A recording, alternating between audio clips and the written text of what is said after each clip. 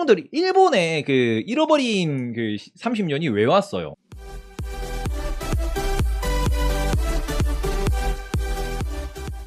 네이버보다 재미있는 테이버. 내일 발표의 중요성도 알고 싶습니다 하시는데, 내일 발표나는 거는 제가 알기로는 국내 물가 상승률, 한국 CPI로 알고 있는데 한국의 물가 상승률이죠. 그럼 이거 어디로 연결됩니까? 다음 주 있잖아, 금통위 기준금리 인상. 여기에 지금 문제가 바로 연결되는 건데, 여기 음모론 한번 가볼까요? 네.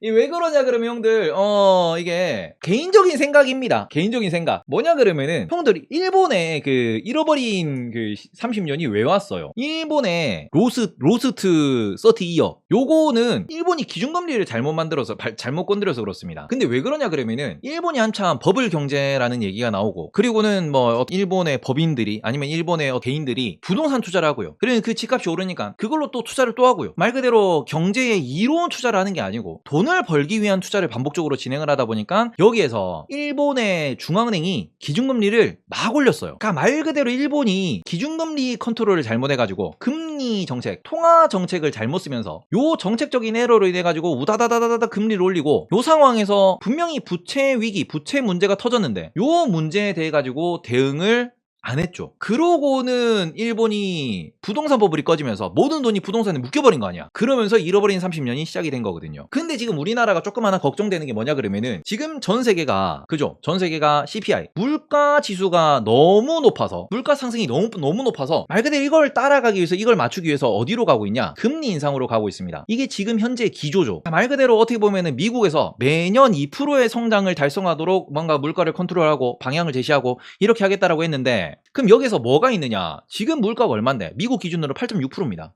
지금 기준금리 얼마냐? 기준금리 기준으로 보시면은 대충 1.5%고요.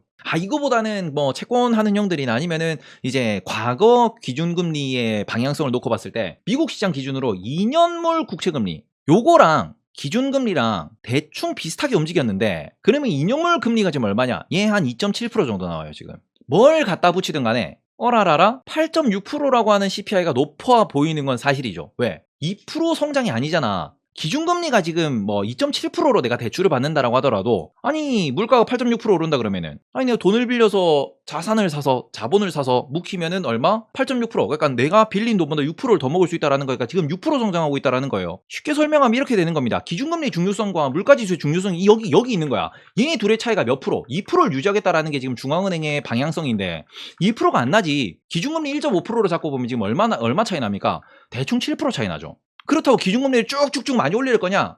그러면 안 되지. 왜냐면 이거랑 대출이랑 같이 연동돼 있으니까. 이 금리가 대출금리랑 바로 연동이 되기 때문에 부채가 터질 수 있잖아요. 많이 못 올려요. 그러니까 이 상황에서 금리를 미국이 공격적으로 어디까지, 한 2.5%까지만 올려놓고, 그 다음에는 경제 상황 봐서, 왜냐면 2.5%까지 올리는 건 맞는데 그 뒤에는 경제 상황을 보면서 접근을 해야, 대응을 해야 어떻게 보면 방향이 좀 잡히지 않을까 라는 이야기를 하는 거거든요. 그럼 이 상황에서 한 가지 더 봅시다. 우리나라는 지금 뭐가 문제가 있습니까? 가계부채가 문제가 있습니다. 근데 우리나라는 또 마찬가지로 우리나라도 지구에 속해 있기 때문에 지금 지구에 있는 모든 그 국가들은 물가지수가 엄청나게 높죠. 인플레를 따라잡기 위해서 이것 때문에 금리를 올려야 된대. 아마 이번에 우리 금통위에서 올해 이제 6월달 기준으로 우리나라가 6%대 정도 나올 겁니다. 그러면은 금리 인상을 당연히 한국은행 최초로 얼마? 빅스텝 0.5%를 올릴 것이다라는 얘기를 해요. 왜? 미국은 3칸. 미국은 지금 뭐 빅스텝이 아니고 자이언트 스텝 한다며.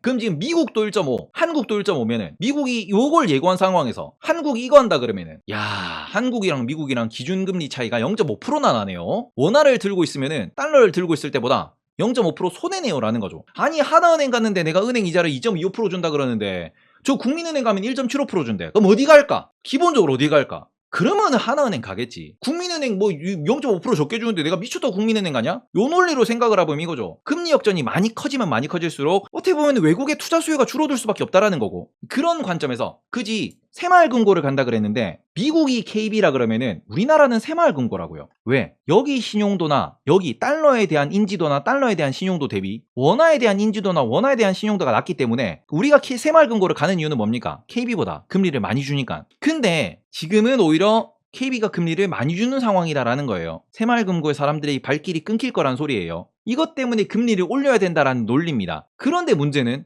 여기서 금리를 너무 많이 올리면은 대출금리가 터질 수 있죠. 그리고 대출금리가 터진다라고 하면은 어떻게 되느냐? 미국의 투자자들이 한국의 원화를 더 많이 팔 거고, 그러면은 제가 아까 전에 말씀드렸던 1350원도 가능하다라고 이야기를 하는 거죠. 지금 그 KB 쪽이었나요? 지난주에 보고서가 나왔다라고 말씀을 드렸는데 어디였지? 하나였다. 하나금투에서 3분기 1350원까지 열려있다라는 얘기를 실제로 했습니다. 보고서 찾아보시면 나와요. 하나에서. 외환이 1350원까지 열려있다는 소리는 뭐냐? 요거 상정한 거거든.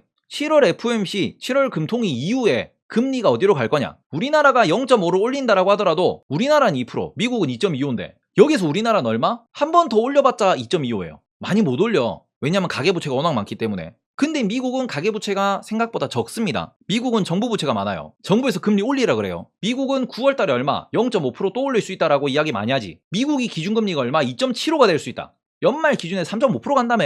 근데 우리나라는 점점 벌어지는 거야. 우리나라 올려봤자 2.25예요. 이것도 빅스텝까지 올리고 난 뒤에. 근데 이 상황에서 혹시나 미국의 금리를 따라가야 된다는 이유로, 다른 나라도 CPI를 잡기 위해서 금리를 올린다라는 이유로 우리나라도 금리를 계속 올려버리면은 일본과 같은 문제가 생길 수 있다라는 거거든요. 일본이 그거잖아.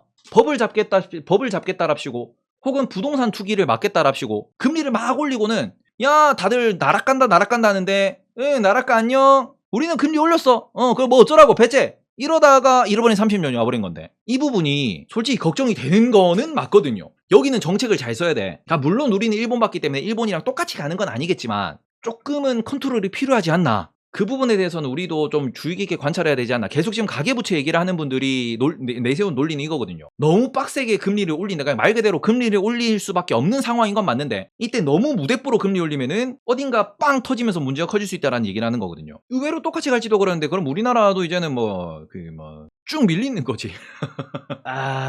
그래서 저는 여전히 집을 사는 거에 좀 회의적인 이유 중에 하나가, 그래서 내 계좌에 잃어버린 20년은 언제 찾아줘? 2020년 에번 거 다 뱉었던 이유. 그 부분은 종목이 뭔지가 중요하고요. 네, 조만간 올라가지 않을까. 오늘 보고서도 하나 나왔었는데, 리서치 아름이라고 거기서 보고서 나왔더라고요. 코스피는 원래 2200포인트가 아니고 지금 코스피가 6만 포인트여야 한다. 그 보고서가 나왔습니다. 네, 왜냐하면은 1980년도 시가총액 기준으로 그때를 100으로 잡았으니까 지금 그때부터 600배 올랐으니까 6만 포인트여야 한다. 근데 우리나라는 IPO를 존나게 해가지고 그것 때문에 지금 2200밖에 안 된 거다. 그러니까 IPO 한 놈들이 문제가 있는 거지 한국 기업들이 문제가 있는 게 아니다. 이런 얘기를 하긴 했는데, 이러나 저러나 결국 올라는 갑니다. 결국 올라는 가요. 왜냐하면은 이게 1980년이니까 40년 동안 60배 올랐습니다. 시가총액 기준은. 시장이 커진 건 맞아. 앞으로도 커지고 있는 건 맞아. 다만 제대로 이게 주주환원하고 제대로 실적 내고 제대로 성장하는 기업들, 제대로 재투자하는 기업들은 꾸준히 우상향을 하지만, 그러지 못한 IPO로 돈 빨아먹고 토끼는 애들은 그러지 못한 애들이고, 돈 못 버는 애들은 계속 그 꼬라지 있으니까 내가 어떤 종목을 샀는지가 중요하다.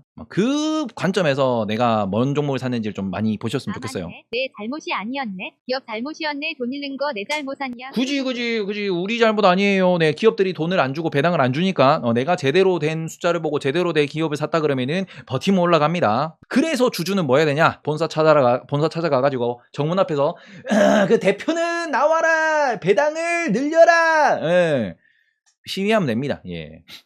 시위해야지. 예, 어쨌든 그런 게 있다 정도. 그래서 결론은 환율 얘기했던 거지. 결론은 이렇게 좀 말씀드릴게요. 투자도 그렇고 환율도 그렇고 지금은 신경 쓰지 마시고 경제 공부하시고 그냥 놀면 되지. 우리 놀자.